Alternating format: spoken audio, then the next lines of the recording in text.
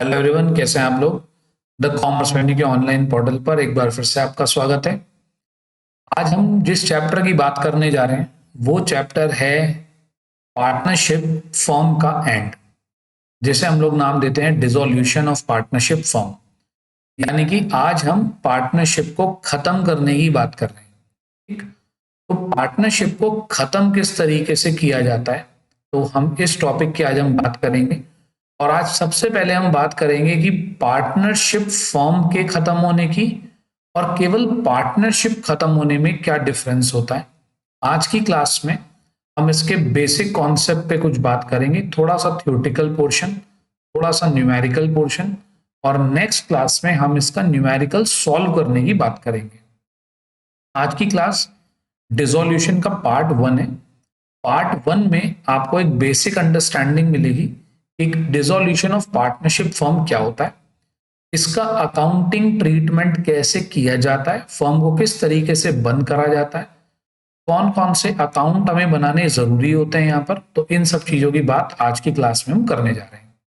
बहुत ही basic level से मैं स्टार्ट करूंगा क्लास को, ताकि जिस बच्चे को बिल्कुल जीरो नॉलेज भी हो इस चैप्टर की, वो भी इस चैप्टर को समझ सके, ताकि एग्जाम में इसका शॉर्ट क्वेश्चन भी आता है और कभी कभी लॉन्ग क्वेश्चन भी आता है, तो आप इसको बेहतर तरीके से अटेम्प्ट कर सकें और ज्यादा से ज्यादा मार्क्स आप यहाँ पर स्कोर कर सकें। तो चलिए शुरू करते हैं आज की। तो चलिए सबसे पहले बात करते हैं आज की क्लास में एक छोटे से डिफरेंस की। और ये डिफरेंस आपकी स्क्रीन पे आप देख पा रहे होंगे, और आप ये मानकर चलिए कि यहां से काफी बार बोर्ड में क्वेश्चन आया है। और ये डिफरेंस है डिसोल्यूशन ऑफ पार्टनरशिप का और डिसोल्यूशन ऑफ पार्टनरशिप फर्म का। देखिए, डिसोल्यूशन ऑफ पार्टनरशिप फर्म का क्या मतलब है। डिसोल्यूशन ऑफ पार्टनरशिप फर्म से मतलब हमारा ये है कि हम अपनी फर्म का जो बिजनेस है, हम उस बिजनेस को ही क्लोज डाउन कर रहे हैं, उस दुकान को ही, उस फर्म को ही हम क्या कर रहे हैं, बंद कर रहे हैं। ठीक, हम अपना बिजनेस ही आगे कंटिन्यू नहीं कर रहे। ठीक, तो ऐसे में हम लोग क्या करते हैं, अपनी सारी एसेट्स, अपनी सारी प्रॉपर्टीज को बेच देते हैं जो हमारे बिजनेस की होती हैं, और हमारे बिजनेस की जो लायबिलिटीज हैं उनका पेमेंट कर देते हैं। अगर कुछ पैसे बच जाते हैं वो भी पार्टनर्स अपने पास रख लेते हैं, और अगर कुछ पैसे कम पड़ते हैं तो पार्टनर्स को अपने घर से, अपनी पर्सनल प्रॉपर्टी में से उन पैसों को लाना पड़ता है। उसका रीजन ये है क्योंकि जो पार्टनरशिप है उसके अंदर पार्टनर्स की लायबिलिटी अनलिमिटेड होती है। अनलिमिटेड लायबिलिटी से मतलब कि अगर फर्म अपनी लायबिलिटी का पेमेंट नहीं कर पाती, फर्म के पास इतनी एसेट्स नहीं है कि उसकी लायबिलिटीज का पेमेंट हो पाए at the time of dissolution of the firm, तो ऐसे में पार्टनर्स को अपने घर से कुछ जो भी कम अमाउंट रह गई है वो उन्हें अपने घर से कंट्रीब्यूट करनी पड़ेगी, अपनी पर्सनल प्रॉपर्टी से उन्हें वो पैसा लाना पड़ेगा। तो चलिए आते हैं क्वेश्चन पर और इसको देखते हैं कि क्या कहता है डिसोल्यूशन ऑफ पार्टनरशिप और dissolution of partnership firm. It means change in the partnership deed. जब हम अपनी पार्टनरशिप डीड बदल लें, जैसे कि आपको पता है एडमिशन में, रिटायरमेंट में हमारी जो एग्रीमेंट है वो चेंज हो जाता है। तो जैसे ही हमारी एग्रीमेंट में कोई भी चेंज होगा उसे हम बोलेंगे डिसोल्यूशन ऑफ पार्टनरशिप, कि हमारे बीच की जो पार्टनरशिप थी वो फिलहाल के लिए खत्म हो गई। पार्टनरशिप, आपस का रिलेशन बदल गया। करेक्ट। और यहां पर इसका मतलब होता है it means the business is wound up, मतलब हम अपने बिजनेस को ही क्या कर रहे हैं, बंद कर रहे हैं। डिसकंटिन्यूएशन ऑफ द बिजनेस, इसमें क्या होता है, बिजनेस चलता रहता है। ठीक, डिसोल्यूशन ऑफ पार्टनरशिप में मान लीजिए कोई पार्टनर रिटायर हो रहा है, तो एक पार्टनर रिटायर होकर जाना चाहता है वो जा सकता है, लेकिन जो हमारा बिजनेस है वो एज इट इज चलता रहता है। But in the case of dissolution of the firm क्या होता है, जो हमारा बिजनेस है वो ही बंद हो जाता है। तो it affect the business firm is closed in this case. Correct. इस केस में बिजनेस फर्म ही क्या हो जाती है, बंद हो जाती है। एसेट्स एंड लायबिलिटी, इस केस में जब भी मान लीजिए हम पार्टनरशिप को डिसॉल्व कर रहे हैं, यानी कि रिटायरमेंट है, डेथ है, एडमिशन है, तो ऐसे में एसेट्स और लायबिलिटीज को हम रिवैल्यूड करते हैं। इसके लिए आपने सुना भी होगा, हम लोग बनाते हैं रिवैल्यूएशन अकाउंट। करेक्ट। और यहां पर एसेट्स बेच दी जाती हैं और लायबिलिटीज का पेमेंट कर दिया जाता है, तो यहां पर हम बनाते हैं realization account. Realization account, correct. उसके बाद इसमें इंटरवेंशन नहीं होता कोर्ट का। भाई मान लीजिए मैं किसी पार्टनर को बुला रहा हूं, कोई पार्टनर रिटायर हो रहा है, तो इसमें कोर्ट का कोई इंटरवेंशन नहीं होता।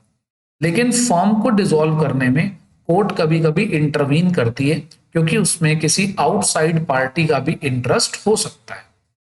इकोनॉमिक रिलेशनशिप, इसमें जो आपस में जो पार्टनर्स हैं उनकी आपस में रिलेशनशिप बदल जाती है। भाई मान लीजिए कोई पार्टनर चला जाएगा, तो उसके जाने से जो बाकी पार्टनर्स हैं उनके ऊपर इफेक्ट आएगा।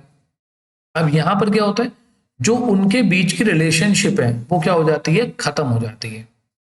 Closure of the books of accounts, इसमें कोई बुक्स ऑफ अकाउंट्स क्लोज नहीं होती हैं, बस उसमें कुछ एडजस्टमेंट होता है। भाई एक पार्टनर जा रहा है, उसे उसका शेयर दो, भेज दो। किसी पार्टनर की डेथ हो गई, उसका शेयर कैलकुलेट करो, उसके एग्जीक्यूटर को पे कर दो। एडमिशन में नया पार्टनर आएगा, अपने साथ पैसे ले आएगा। लेकिन यहां पर क्या होता है, बुक्स ऑफ अकाउंट्स ही क्या हो जाती हैं, बंद हो जाती हैं, क्लोज हो जाती हैं।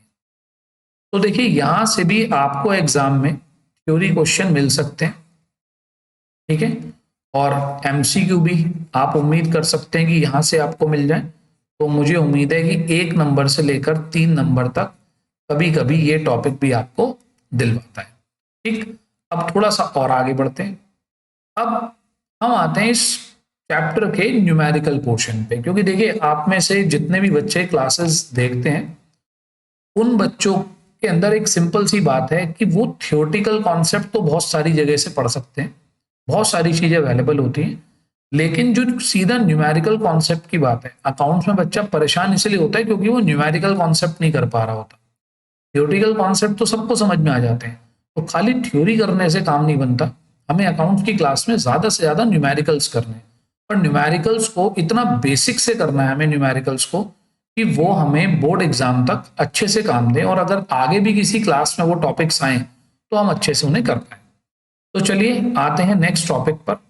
अब सबसे पहले जब हम अकाउंटिंग ट्रीटमेंट की बात करते हैं कि भाई अगर हम अपनी फर्म को बंद कर रहे हैं, हम अपना बिजनेस बंद कर रहे हैं, तो उस टाइम पर अकाउंटिंग ट्रीटमेंट कैसे होगा। अब इसके अकाउंटिंग ट्रीटमेंट को करने के लिए हम कुछ अकाउंट्स बनाएंगे। यहाँ पर कौन कौन से मेजर अकाउंट्स होते हैं इसके अंदर। सबसे पहले इसके अंदर जो मेजर आपका अकाउंट बनता है, जो इंपॉर्टेंट सबसे इंपॉर्टेंट जो अकाउंट है, उसका नाम है रियलाइजेशन अकाउंट। अगर मैं हिंदी में बात करूं, छोटी सी बात हिंदी में, कभी कभी हिंदी बड़ी इफेक्टिव होती है समझने के लिए। तो अगर हम बात करें रियलाइजेशन अकाउंट की, तो रियलाइजेशन अकाउंट को हिंदी में कहा जाता है वसूली खाता। वसूली यानी कि हम यहाँ पर चीजों को बेचने की और उनसे लायबिलिटी का पेमेंट करने की बात करेंगे इस अकाउंट के अंदर। दूसरा अकाउंट जो इसके अंदर बनाया जाता है वो बनाया जाता है पार्टनर्स कैपिटल अकाउंट। ठीक, पार्टनर्स बहुत बिल्कुल मेन जो एलिमेंट है पार्टनरशिप फर्म का, वो पार्टनर्स ही हैं। तो यहां से पता चलता है कि भाई पार्टनर्स को फुल एंड फाइनल कुछ मिलेगा फर्म बंद होने से, या उल्टा उन्हें अपने घर से लेकर आना पड़ेगा। तीसरी अगर हम बात करें तो तीसरा इसके अंदर इंपॉर्टेंट अकाउंट जो हम बनाते हैं वो है partners loan account. Partner firm को लोन दे भी सकते हैं और पार्टनर फर्म से लोन ले भी सकते हैं। तो हम यहां पर पार्टनर्स लोन अकाउंट बनाने की बात करते हैं। सबसे लास्ट में हम बनाते हैं कैश या बैंक अकाउंट। क्लियर, कैश या बैंक अकाउंट, क्योंकि देखिए यहां पर जब हमारा पूरा बिजनेस बंद हो जाएगा, हम एसेट्स को बेच देंगे, लाइबिलिटीज का पेमेंट कर देंगे, बचे हुए पैसे पार्टनर्स के बीच में बांट देंगे, तो कायदे में यहां पर कोई बैलेंस शीट वगैरह तो बनेगी नहीं, क्योंकि बिजनेस ही बंद हो चुका है। तो यहां पर बनता है हमारा कैश या बैंक अकाउंट, ताकि हमें यह पता चल सके कि बिजनेस को बंद करने में कहां से कितने पैसे आए और वो पैसे कहां कहां पर गए। तो हमें सोर्स भी पता होना चाहिए और कैश का एप्लीकेशन भी पता होना चाहिए, इसलिए हम ये 4 अकाउंट यहाँ पर बनाते हैं। आई होप यहां तक की बात आपको क्लियर होगी। अब कुछ भी आगे सीखने से पहले, रियलाइजेशन अकाउंट सीखने से पहले, पार्टनर्स अकाउंट सीखने से पहले, सबसे पहले आपको समझनी चाहिए अपनी बैलेंस शीट। बहुत से बच्चे गड़बड़ यहां कर देते हैं कि वो अपनी बैलेंस शीट को ही नहीं समझते। देखिए पेपर में जो क्वेश्चन आएगा आपके सामने, वो क्वेश्चन कुछ ये होगा, ये हमारा क्वेश्चन होगा। ठीक, ये एक हमारी फर्म है, ये एक है हमारी फर्म। अब पहली बात समझिए, फर्म को फर्म क्यों कहते हैं? फर्म के पास क्या है ऐसा? बेटे कुछ नहीं है। फर्म के पास एसेट्स होती हैं, फर्म के पास लाइबिलिटीज होती हैं और फर्म के पास कैपिटल होती है। एक बिजनेस अपने आप में है ही क्या? एक बिजनेस अपने आप में assets equals to liabilities plus capital होता है, करेक्ट? तो इसका मतलब मैं आपसे ये कह रहा हूं कि बेटे मुझे इस बैलेंस शीट को, ये आपके सामने जो आपको बैलेंस शीट दिखाई दे रही है, मैं आपसे ये कह रहा हूं कि इस बैलेंस शीट को खत्म कर दो। बेटे बिजनेस का बिल्कुल सिंपल सा मतलब है बैलेंस शीट। आप जब अपने बिजनेस को बंद करते हैं तो आप क्या करेंगे? ये जो आपके पास सारी ये जो एसेट्स हैं, यहां पर ये जो एसेट्स हैं, आप इन एसेट्स को डिस्पोज ऑफ करेंगे, इन्हें बेच देंगे, किसी को दे देंगे। इधर जो आपकी लाइबिलिटीज हैं, इन लाइबिलिटीज का पेमेंट करेंगे, और ये जो पार्टनर्स बैठे हैं बेचारे, इन पार्टनर्स को पेमेंट कर देंगे बाकी बचा हुआ पैसा, करेक्ट? तो यही हमारे पास काम है कि हमें इन एसेट्स को बेचना है, लाइबिलिटीज का पेमेंट करना है, पार्टनर्स का पेमेंट करना, और बिजनेस अपने आप क्या हो जाएगा? बंद हो जाएगा। अब मैं यहां पर आपका कुछ चीजों पर ध्यान दिलवाना चाहता हूं, ध्यान से इन्हें समझिएगा। हमारी बैलेंस शीट में क्या क्या होता है? पहली बात, हमारी बैलेंस शीट में होती हैं एसेट्स। जैसे ये हमारी एसेट्स हैं, ये हमारी एसेट है, फर्नीचर भी हमारी एसेट्स है, बिल रिसीवल भी हमारी एसेट है, डेटर भी हमारी एसेट है। यहां तक की बात आपको समझ में आई? अब ये सब की सब जो हमारे पास एसेट हैं, बेटे इन सब से हम कुछ ना कुछ क्या कर सकते हैं? रियलाइज कर सकते हैं, कुछ पैसा वसूल कर सकते हैं। जैसे लैंड एंड बिल्डिंग बिक जाएगी, प्लांट बिक जाएगा, फर्नीचर, बीआर, डेटर्स, इनसे पैसे वसूल हो सकते हैं। अब एक एसेट आपको यहां पर दिखाई दे रही है, as loan. That means firm ने ए को लोन दिया होगा। तो हमें यहां पर यह सीखना है कि अगर सपोज करिए एक पार्टनर ने फर्म को लोन दे रखा है या फर्म से लोन ले रखा है, दो बातें यहां पर। यह है जो फर्म ने लोन पार्टनर को दे रखा है, और ये वाला लोन है जो पार्टनर से ले रखा है, टेकन फ्रॉम पार्टनर। ठीक है? तो बैलेंस शीट में एसेट्स होती हैं, पार्टनर का लोन होता है, कैश या बैंक ऑलरेडी कैश होता है, और इधर देखिए ये हैं कुछ इनटेंजिबल एसेट्स। ये हैं कुछ इनटेंजिबल एसेट्स। तो हमारे, और ये आपको जो ऊपर दिखाई दे रही थी, ये सब हैं टेंजिबल एसेट्स। ये सब है हमारी टेंजिबल एसेट्स, करेक्ट? जिनका एक फिजिकल अपीयरेंस होता है। ये मैं आपको क्यों समझा रहा हूं? क्योंकि बेटे अभी जब आप समझेंगे इस बात को, टेंजिबल भी होती हैं, इनटेंजिबल भी होती हैं, क्योंकि इनको ट्रीट करने का तरीका हमारा सिलेबस कुछ अलग तरीके से बताता है। फिर उसके बाद कभी कभी आपने ऐसी चीजें भी देखी होंगी, P&L account, debit balance, advertisement, suspense account, कुछ ऐसी चीजें भी आपने देखी होंगी। तो बेटे ये तो एसेट्स होती नहीं, ये होते हैं हमारे लॉसेस। ये होते हैं हमारे लॉसेस। और इन्वेस्टमेंट भी रखी हुई है यहां पर, ये भी हमारी एक एसेट होती है।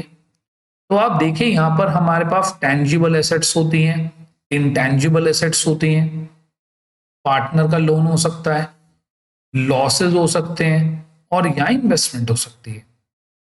क्लियर? ये सब चीजें हमारे बिजनेस में हो सकती हैं। दूसरी तरफ क्रेडिटर्स, बेटे यहां पर होती हैं आउटसाइड लाइबिलिटीज, जो हमें अपने बाहर वालों को पे करनी है। Bills payable, bank OD, outstanding. कुछ होते हैं हमारे रिजर्व्स, जैसे आप देख पा रहे हैं यहां पर, ये हैं हमारे रिजर्व्स, करेक्ट? पार्टनर का लोन हो सकता है, अनडिस्ट्रीब्यूटेड प्रॉफिट हो सकते हैं। भाई ये हमारे पास प्रॉफिट है जिसे हमने पार्टनर्स के बीच में बांटा नहीं अभी तक, और पार्टनर्स की कैपिटल हो सकती है। तो आप पहले बहुत ध्यान से बैलेंस शीट को समझिए।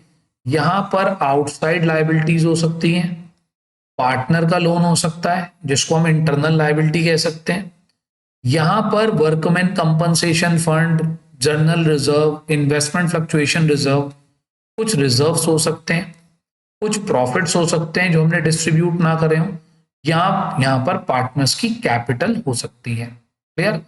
इन सबको समझना इसलिए जरूरी था क्योंकि इन सबको समझे बिना, इन सबको देखे बिना आप अपना रियलाइजेशन अकाउंट, जो अभी अभी हमने पढ़ा कि डिसोल्यूशन में सबसे पहला अकाउंट होता है रियलाइजेशन अकाउंट, उसे आप नहीं बना सकते।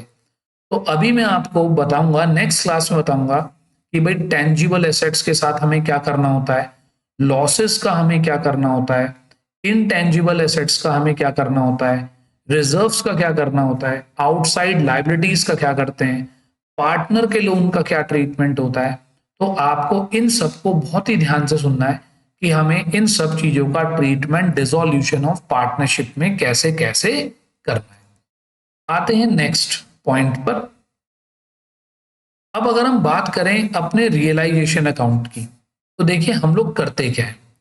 अभी जो मैंने आपको बैलेंस शीट दिखाई, सपोज करिए अगर हम उस पूरी बैलेंस शीट को इस रियलाइजेशन अकाउंट में डाल दें, तो देखिए रियलाइजेशन अकाउंट का मतलब क्या होता है कि हम एसेट्स को सेल आउट करना चाहते हैं और ये जो लाइबिलिटीज हैं इनको पे करना चाहते हैं। तो जरा एक बात ध्यान से देखिएगा, यहां पर हमारी जो एसेट्स है, आपको पता है बैलेंस शीट का यही फॉर्मेट होता है, राइट साइड पर हमारी सारी एसेट्स होती हैं और लेफ्ट साइड पर हमारी सारी लाइबिलिटीज होती हैं।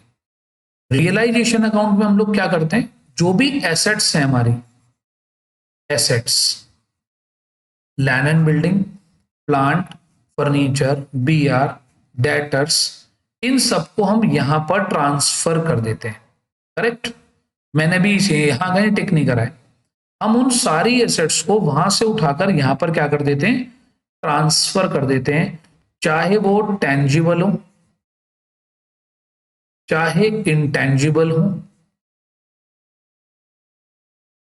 और या इन्वेस्टमेंट हो, यानी कि जिन्हें हम सेल आउट कर सकते हैं, जिन्हें बेच के हम कोई पैसा वसूल कर सकते हैं, उन्हें हम यहां पर ट्रांसफर करते हैं। उसके बाद जो हमारी आउटसाइड लाइबिलिटीज है, पार्टनर्स लोन नहीं, आउटसाइड लाइबिलिटीज जो हमें बाहर वालों के पैसे पे करने, आउटसाइड लाइबिलिटीज को हम उठाकर यहां लाइबिलिटीज को क्रेडिट साइड में ट्रांसफर कर देते हैं। एक और इंपॉर्टेंट बात आप यहां पर देख पा रहे होंगे, प्रोविजन फॉर डाउटफुल डेट्स, और ये देखिए ये थी आपकी बैलेंस शीट, डेटर्स, और डेटर्स के नीचे होता है provision for doubtful debts. Provision for doubtful debts को हम क्या करते हैं, यहां पर शो करते हैं क्रेडिट साइड में। तो डेटर्स आते हैं हमारे सामने, डेटर्स आते हैं इधर डेबिट साइड में, और प्रोविजन आता है यहां पर क्रेडिट साइड में। क्लियर?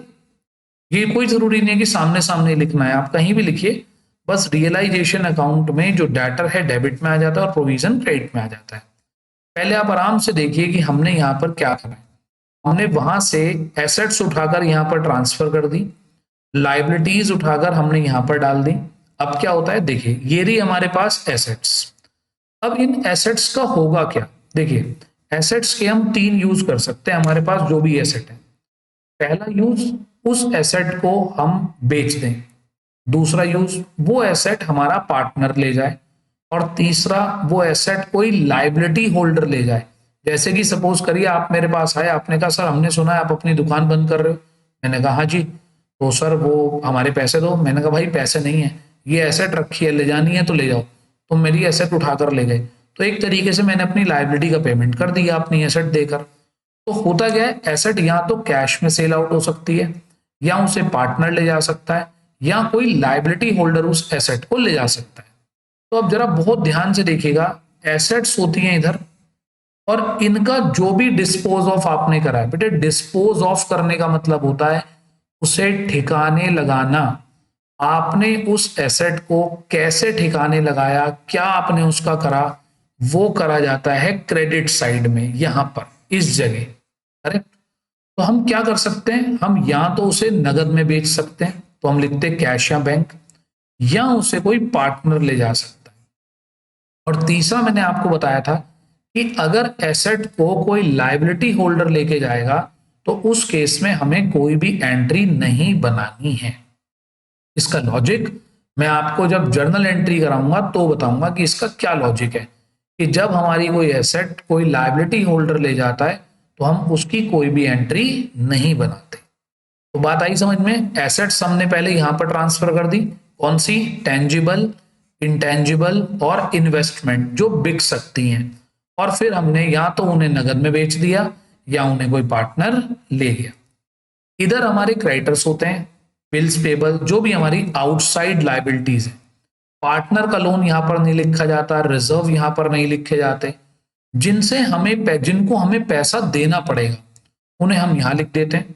अगर उनका पेमेंट, अब ये भी क्या हो सकता है, लाइबिलिटी का पेमेंट या तो मैं कैश में कर दूं, और या लाइबिलिटी का पेमेंट मेरा कोई पार्टनर कर दे, और या लाइबिलिटी का पेमेंट करने के लिए मैं एसेट दे दूं। तो अगर मैं लाइबिलिटी का पेमेंट करने के लिए एसेट देता हूं तो no need to make any transaction, कुछ एंट्री बनाने की जरूरत नहीं है। अगर लाइबिलिटी का पेमेंट कैश में करता हूं तो सामने लिख दीजिए कैश।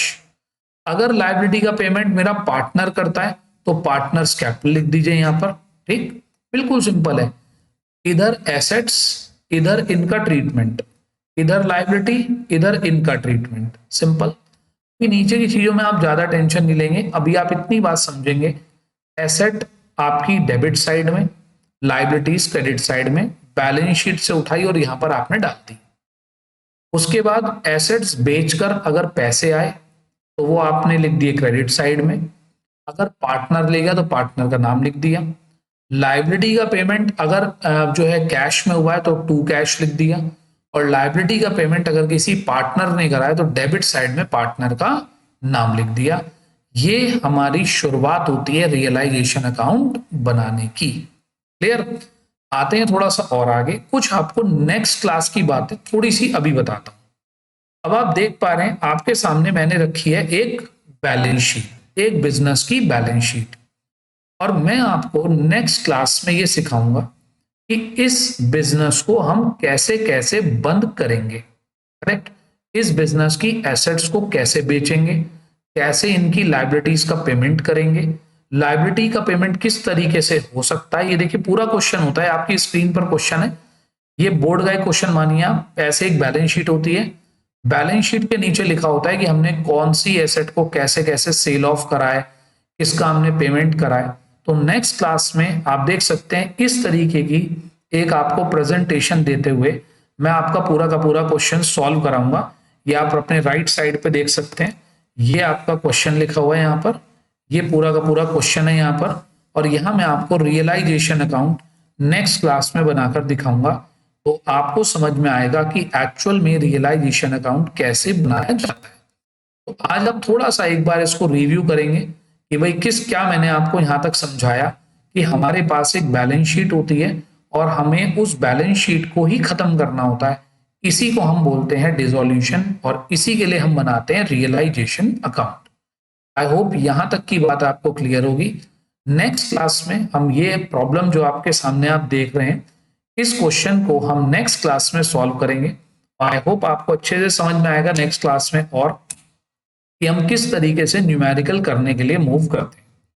आई होप आपको यहाँ तक की क्लास से कुछ सही समझ में आया हो, और ऐसी क्लासेस आप अगर और आगे करना चाहते हैं तो आप चैनल को सब्सक्राइब कीजिए, ताकि मैं आगे जब कोई भी नई क्लास अपलोड करूं तो आपके पास उसका नोटिफिकेशन आ जाए।